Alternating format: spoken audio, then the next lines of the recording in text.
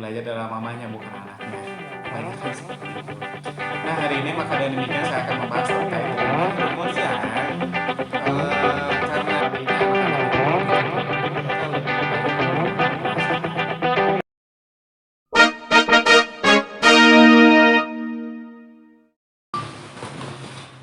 Halo, Assalamualaikum warahmatullahi wabarakatuh. Ketemu lagi bersama saya Kodar, si pria muda penuh semangat se-Indonesia Raya. Oke, Alhamdulillah hari ini ayah bunda semuanya bisa bertemu lagi bersama saya di channel saya Kodar Official.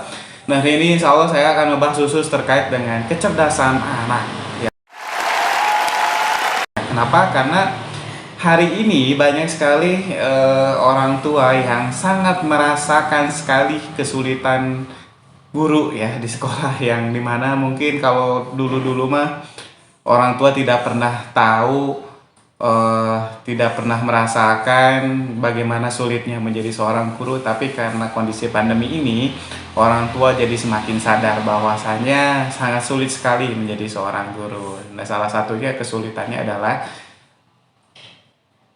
dalam posisi mengajar anak itu yang paling sulit ya. Kenapa? Karena selain anak itu sulit diajarkan, anak itu gampang lupa, kemudian berantem dulu sebelum diajarin, nanti susahnya di PR, yang akhirnya adalah mamahnya yang ngerjain PR ya. Jadi yang belajar adalah mamahnya bukan anaknya. Kebanyakan seperti itu. Nah, hari ini maka dan demikian saya akan membahas terkait dengan bagaimana sih caranya mengajar anak sesuai dengan kecerdasan anak. Kemudian yang selanjutnya saya akan membahas dengan terkait dengan apa sih itu kecerdasan anak. Nah, yang paling pertama kecerdasan. Nah, kecerdasan ini mungkin kita semua sudah paham sekali, baik ayah atau bunda di rumah, terkait dengan kecerdasan itu. Di psikologi ada yang namanya dengan IQ. Nah, kira-kira IQ itu apa?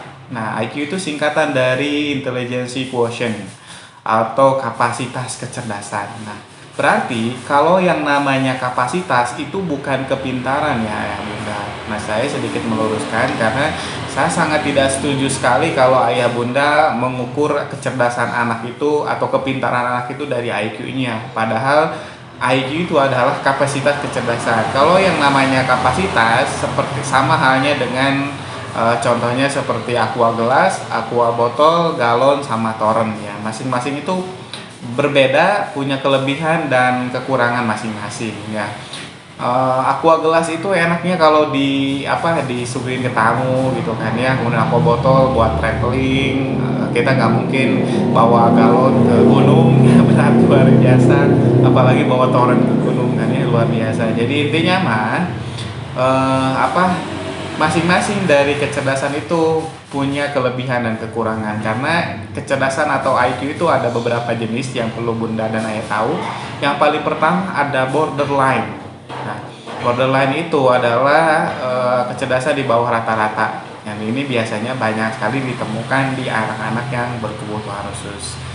Walaupun biasanya kalau orang tuanya optimal gitu ya, mengembangkan anak sesuai dengan kecerdasannya, jadi yang si borderline ini itu biasanya suka memiliki kelebihan gitu. Makanya tidak heran kalau kita melihat kok anaknya autis tapi dia bisa buat sesuatu yang luar biasa. Banyak kan dulu-dulu viral ada anak yang autis, dia bisa jadi desainer atau bisa membuat sebuah karya, atau bahkan Thomas Alva Edison, dia disleksia tapi menemukan lampu. Nah, seperti itu.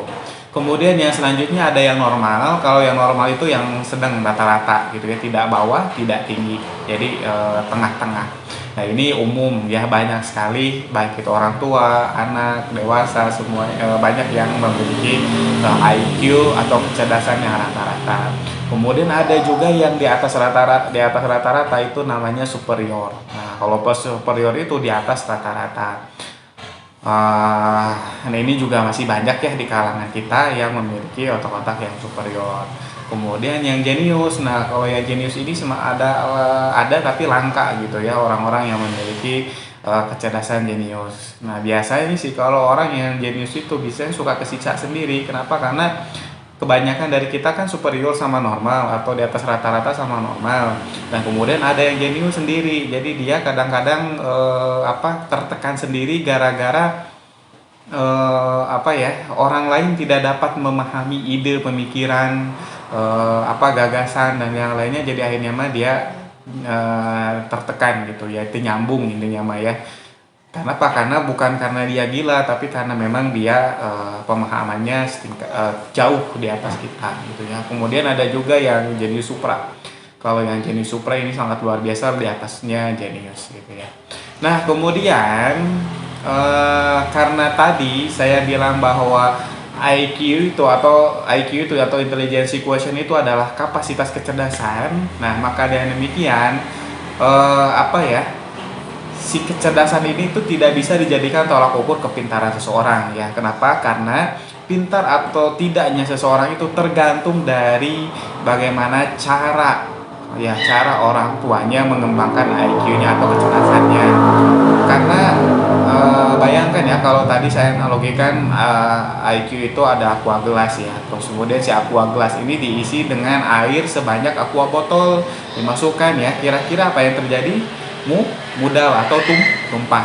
Nah begitupun anak hari ini banyak yang tertekan ketika belajar, bahkan sampai trauma gitu ya, sampai nggak mau, sulit gitu ya disuruh belajar, karena mungkin ini orang tua tidak paham bahwasanya ternyata IQ-nya itu cuman aqua gelas, tapi dipaksain belajar dengan cara aqua botol, ditumpahin semua, airnya tumpah, bukannya malah pintar atau malah bagus. Begitupun juga aqua gelas. Nah, kalau aqua gelas ini diisi dengan aqua botol, kalau diisi dengan aqua gelas, nah itu kan hasilnya sedikit dan minim ya. Jadi airnya mah tidak penuh juga, jadi sia-sia juga.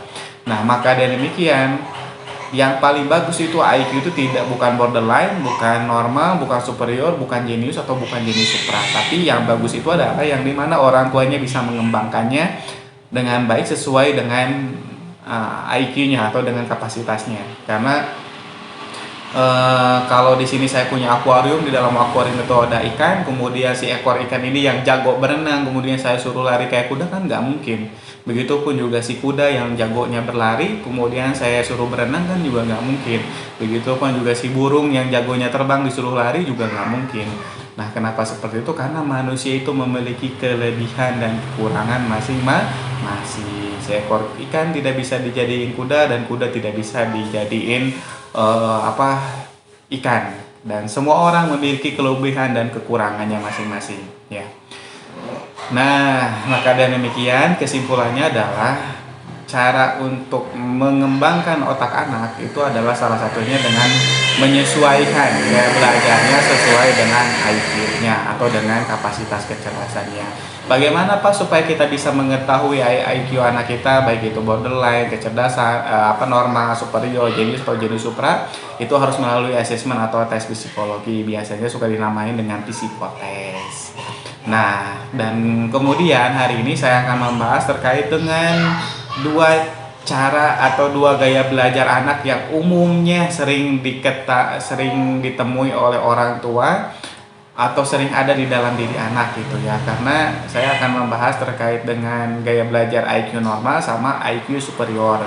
Karena kalau borderline itu jarang, juga yang jenius sama jenius supra juga jarang. Jadi saya akan membahas yang lebih banyak aja ditemui di lapangan. Yang paling pertama ada IQ normal.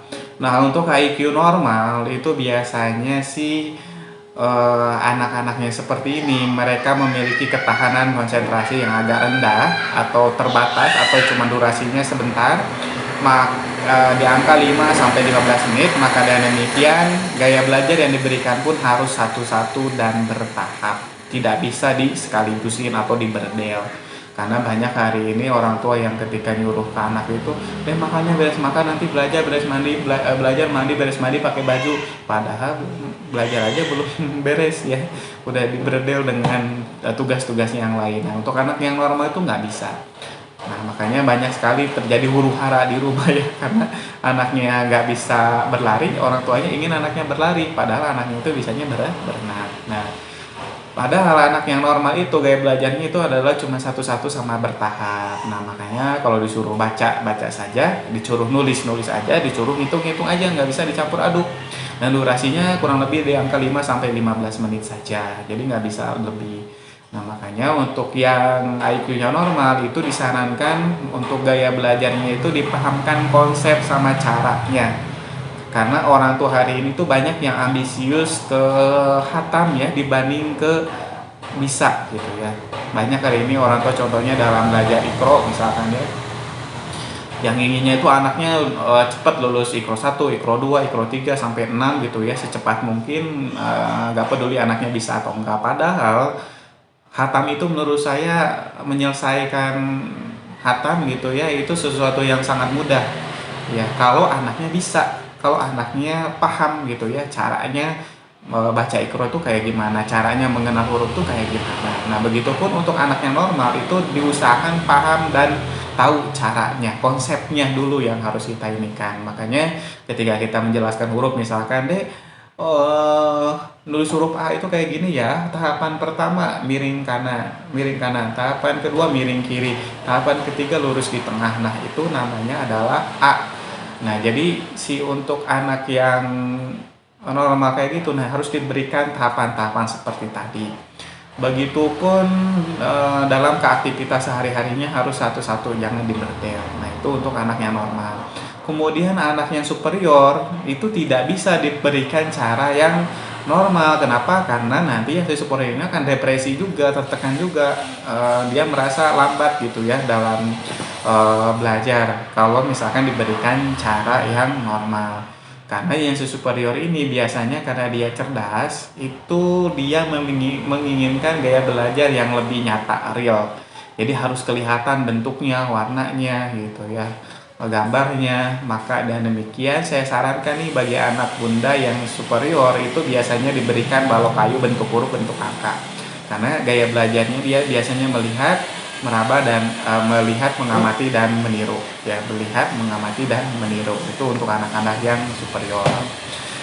Nah, kenapa hari ini banyak anak-anak yang huru hara juga di rumah ya, karena biasanya anak-anak yang superior seperti ini tuh tidak mudah percaya ya, tidak mudah percaya dengan apa yang dikatakan oleh orang tuanya. Makanya wajar kayak yang ngelawan gitu ya, kayak yang membantah, padahal bukan ngelawan atau membantah, tapi mungkin ada cara yang salah dari orang tuanya sehingga anaknya kurang paham dan dia seolah-olah memberitahu orang tuanya bahwa gaya belajarnya nggak bisa seperti itu tapi harus seperti ini gitu. Nah, makanya untuk yang superior itu harus kelihatan nyata ya. Begitupun dalam sehari-hari ketika kita mau ngasih teguran misalkan nggak bisa dengan surga dan neraka yang menurut dia nggak real gitu ya, karena banyak hari ini anak-anak yang tidak agama mungkin gara-gara itu dia superior nggak direalkan gitu ya. Bukan nggak boleh anak itu dikenalkan dengan surga dan neraka, tapi belum waktunya mungkin ya, atau misalkan otaknya belum nyampe ke sana. Nah, makanya direalkan saja dengan yang real. Misalkan, "Dek, sholat dong, kalau nanti sholat mama kasih roti," misalkan. Atau nanti, "Adek kalau nggak sholat nanti mama masukin kamar mandi 5 menit." Asalkan ada kesepakatan nggak masalah. Nah, itu. Nah, itu ayah bunda terkait dengan gaya belajar anak dari mulai IQ yang normal sampai IQ yang superior. Kemudian bagaimana Pak cara meningkatkan kecerdasan anak kita atau meningkatkan IQ anak kita supaya dia memiliki kapasitas kecerdasan yang tinggi sehingga ketika dikasih pelajaran lebih mudah. Nah, yang paling pertama cara untuk meningkatkan kecerdasan anak itu pertama faktor makanan dulu. Jadi faktor makanan dulu yang harus kita perhatikan, dan karena nutrisi otak yang paling bagus itu adalah omega 3. Minyak ikan dari belut, bandeng, salmon atau tuna itu yang paling bagus. Makanya kenapa Jepang itu dia menjadi salah satu penduduk atau manusia yang memiliki IQ di atas rata-rata atau banyak yang jenius di sana, karena salah satunya mereka sangat hobi sekali mengkonsumsi salmon atau ikan salmon, nah itu yang kandungan omega 3-nya tinggi. Nah, kemudian juga yang kedua, manusia itu memiliki hipokampus. Nah, hipokampus itu adalah tempat penyimpanan kata-kata dan informasi. Nah, ini perlu dilatih atau diberikan terapi oleh orang tua supaya hipokampus anak itu meningkat, karena sepintar apapun atau sebesar apapun IQ anak, kalau hipokampusnya tidak berkembang juga sia-sia. Nah, makanya dikembangkan dulu hipokampusnya, karena hipokampus itu tempat penyimpanan kata-kata dan informasi dengan cara diberikan cerita atau nyanyian ya. Karena cerita atau nyanyian itu dipercaya mampu menterapi atau mengisi hipokampus anak sehingga ketika gurunya menjelaskan angka 2 kayak bebek, dia paham.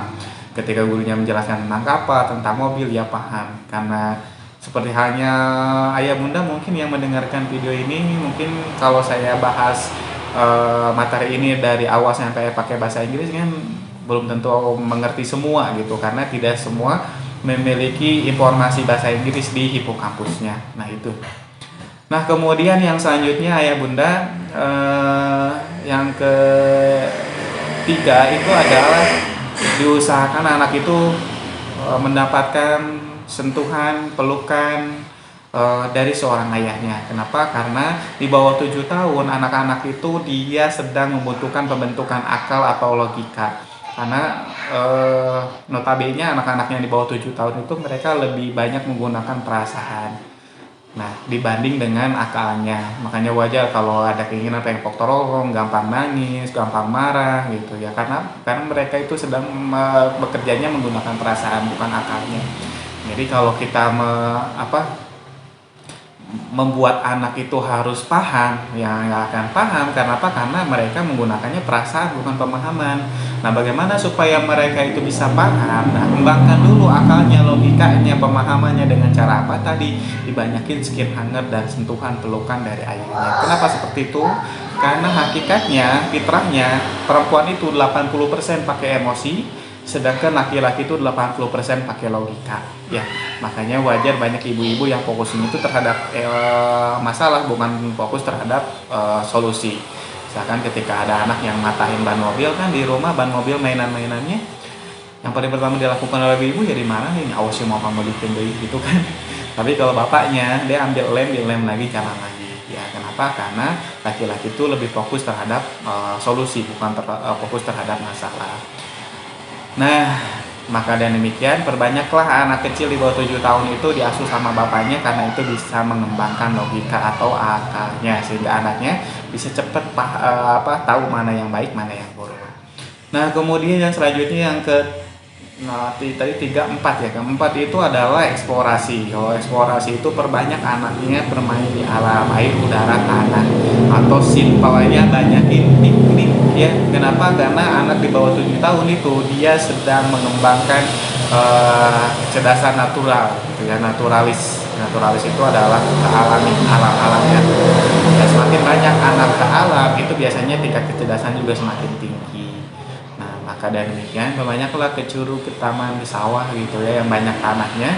Jangan terlalu banyak ke mall, ke alfa dan yang lain, karena itu bisa meningkatkan keegoisannya.